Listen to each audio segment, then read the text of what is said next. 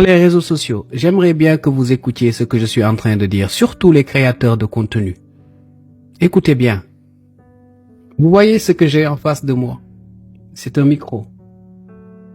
Et ce que j'ai juste devant moi, c'est une caméra.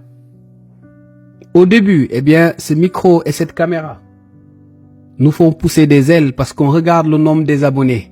On voit ce nombre qui monte. Et on se voit beaucoup plus beau ou beaucoup plus belle que nous ne sommes. On commence à croire que notre petite pensée, reflète la pensée du monde. Et on commence à parler au nom d'un pays, au nom d'un peuple. On commence à croire que si on se tait une journée, le monde s'arrête. Voilà ce que ce micro et que cette caméra finit par faire de nous.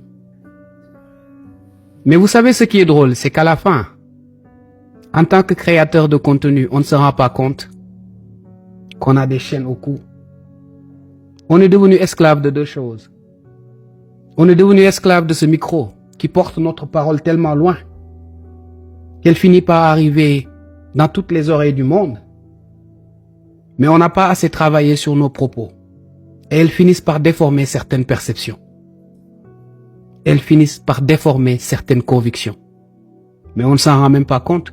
Mais la deuxième chose est encore pire, c'est que on ne se rend pas compte en tant que créateur de contenu qu'on finit par devenir esclave. Esclave de cette notoriété.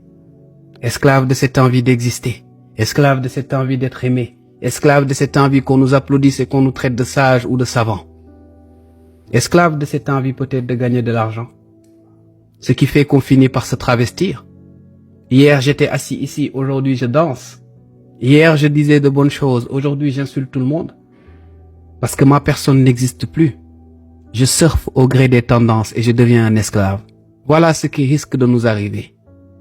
Maintenant, ma perception de la vie est simple. Chacun fait comme il veut.